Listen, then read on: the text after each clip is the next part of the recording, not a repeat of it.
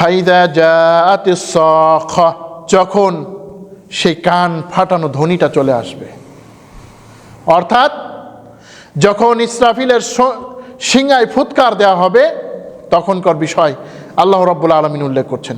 এই কিয়ামতের বিভিন্ন নাম আল্লাহ পাক দিয়েছেন। সূরা নাজিয়াতের মধ্যে আমরা পড়েছিলাম, সূরা নাজিয়াতের 34 নম্বর আয়াতে, ফাইদা জাআতিত তাম্মাতুল কুবরা, যখন সেই মহা ঘটনা, বড় ঘটনাটি চলে আসবে। সূরা কারিয়ার মধ্যে কি পড়েছিলাম? আল কারিয়া, কিয়ামতের এক নাম হচ্ছে কারিয়া। এইভাবে সূরা হাক্কার মধ্যে আছে আল হাক্কা, বিভিন্ন নামে আল্লাহ পাক কিয়ামতের নামকরণ করেছেন। অর্থাৎ যখন এই সময়টি আসবে তখন কি হবে? আল্লাহ পাক বলেন, ইয়াউমা ইয়াফিরুল মারউ মিন আখি, যখন মানুষ তার ভাইয়ের থেকে পালাবে, মারউ মিন আখি ওয়া উম্মিহি ওয়া আবি, আর তার মা এবং বাপ থেকে পালাবে, ওয়া সাহিবাতিহি ওয়া বানি, তার স্ত্রী এবং সন্তানদেরকে দেখে পালিয়ে যাবে। যখন এই মুহূর্তটি চলে আসবে তখন এগুলো আপনজনের খোঁজ নেবে না।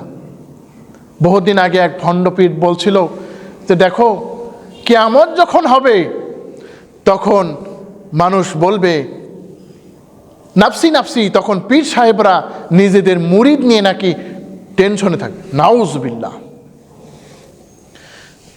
কিয়ামতের দিন আল্লাহর হাবিব সাল্লাল্লাহু আলাইহি ওয়াসাল্লাম বলেন,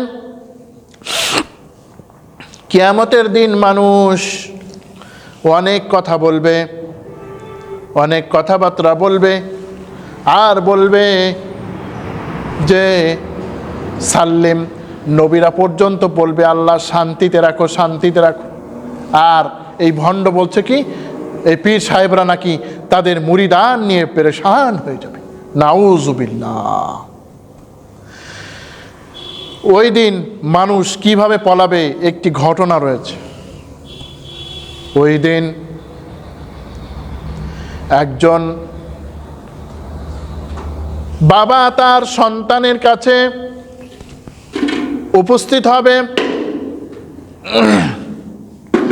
ওই সন্তানকে সে বলবে, প্রাণপ্রিয় সন্তান, আমার কলিজার টুকরা সন্তান, আমি তোমাদের কেমন বাবা ছিলাম একটু বলো না। বলবে, আব্বাজান। এটা হচ্ছে ওই সন্তানের কথা, যে সন্তান, যে পিতার কথা, যে পিতা সবচাইতে ভালো। বলবে, আব্বাজান, আপনি আমার অনেক মঙ্গল কামনা করেছেন, আপনি আমাকে অনেক খাবার দিয়েছেন, আপনি আমাকে যখন যেইটা চাই ওইটাই আপনি দান করেছেন। এইবারে পিতা বলবে, বাবা সবই তো বুঝলাম, তুমি একটা কাজ আমার জন্য করতে পারো। বলে, কি করতে পারি বাপজান? বলে, সন্তান, একটা নেকি আমাকে দাও, আমি এই নেকিটা নিয়েই বড় পেরেশানি আছি। বলবে, আব্বাজান, আপনি তো আমার কাছে খুব বেশি কিছু চান নাই, একটা মাত্র নেকি চেয়েছেন। কিন্তু আব্বাজান, একটা নেকি তো আমার জন্য বড় বিষয়। ও আব্বাজান, আমি ওই নেকিটি আপনাকে দিতে পারবো না, ওই নেকির জন্য আমি বড় পেরেশানি আছি, নাফসি নাফসি নাফসি। ওই ভালো মানুষটি তার সন্তান থেকে এইভাবে করে ব্যর্থ হয়ে চলে গেল। এইবারে সে তার স্ত্রীর কাছে যাবে, ভালো স্বামী ছিল সে। এইবার স্ত্রীকে বলবে, প্রাণীর স্ত্রী, আমি কেমন লোক ছিলাম বলো তো?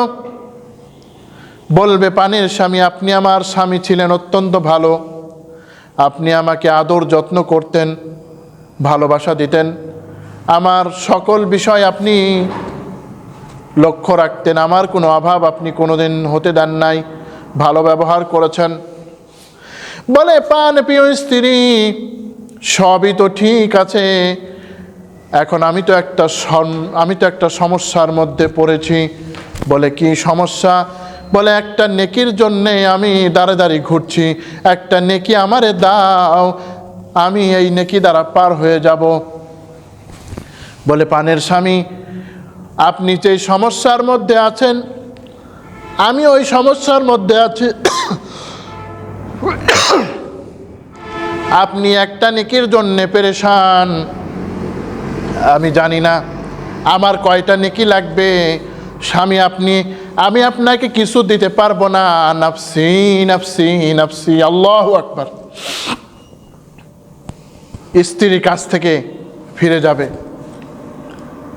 সর্বপ্রথম ঈসা আলাইহিস সালাম তার মা থেকেও রাজি হবেন না পরিচয় দিতে, অথচ দুইজনই নেককার। আর সর্বপ্রথম ভাই দেখে পালাবে, হাবিল পালাবে কাবিলের থেকে, জানি না জানি সে বলে ফেলে যে বড় ভাই, যদিও আমি তোমাকে হত্যা করেছি, সব ভুলে যাও, আমার একটু পার করে একটা নেকি দাও। সর্বপ্রথম স্বামী পালাবে, নূহ আলাইহিস সালাম তার স্ত্রী থেকে তিনি পরিত্যাগ করবেন তার স্ত্রীকে। এইভাবে কোনো উপকারে আসবে না। আল-ইয়াউমা লা ইয়ানফাউ মালু ওয়ালা বানুন। আল্লাহ রাব্বুল আলামিন বলেন, ওই দিন কোনো মাল আর সন্তান তাদের কোনো উপকারে আসবে না, আর কাফেরদের তো আসবেই না। আল্লাহ পাক রব্বুল আলামিন সূরা আল ইমরানের 10 নম্বর আয়াতে বলেন, ইন্নাল্লাযীনা কাফারু লান তুগনিয়া আনহুম আমওয়ালুহুম ওয়ালা আওলাদুহুম মিনাল্লাহি শাইআ ওয়া উলাইকা হুম ওয়াকুদুন নার। আল্লাহ রাব্বুল আলামিন বলেন, নিঃসন্দেহে যারা কুফরি করেছে তাদের মাল সম্পদ তাদের কোনো উপকারে আসবে না আল্লাহর মোকাবেলায়। আল্লাহ পাক বলছেন যে কোনো উপকারে আসবে না আল্লাহর মোকাবেলায় তাদের ওই কাফিরদের সম্পদ। সুতরাং আল্লাহ পাক বলছেন, ইয়া আইয়ুহাল্লাযীনা আমানু লা তুলহিকুম আমওয়ালুকুম ওয়ালা আওলাদুকুম আন যিকরিল্লাহ ওয়া মান ইয়াফআল যালিকা ফাউলাইকা হুমুল খাসিরুন। হে ঈমানদারগণ, তোমাদের মাল সম্পদ, তোমাদের ধন সন্তান সন্ততি যেন তোমাদেরকে আল্লাহর থেকে বিমুখ না করে, আল্লাহ থেকে যেন তোমাদেরকে বিমুখ না করে, আল্লাহর স্মরণ থেকে বিমুখ না করে। ওয়া মান ইয়াফআল যালিকা ফাউলাইকা হুমুল খাসিরুন। যেই ব্যক্তিকে বিমুখ করে সেই ক্ষতিগ্রস্ত। এই সন্তানের জন্য তুমি ঠিক মতো ইবাদত করতে পারো না, হারাম হালাল কিছুই তুমি বাছছ না, অথচ এই সন্তান কিন্তু তোমার কোনো উপকার দিবে না। অতএব তবে ঈমানদার যারা, তাদের সন্তানাদি ঠিকই তাদের উপকার দেবে। ওয়াল্লাযীনা আমানু ওয়াত্তাবা'আতহুম যুররিয়্যাতুহুম বিঈমানিন আলহাকনা বিহিম যুররিয়্যাতাহুম। আল্লাহ পাক বলেন, যারা নাকি ঈমানদার তাদের ওই সন্তান সন্ততির সাথে আমি তাদেরকে মিলিয়ে দেব, একসাথে তারা বসবাস করতে পারবে। সন্তান হয়তো বা ঈমানদার, বাবার একটু কম পজিশনে চলে গেছে, সন্তান হাই পজিশনে।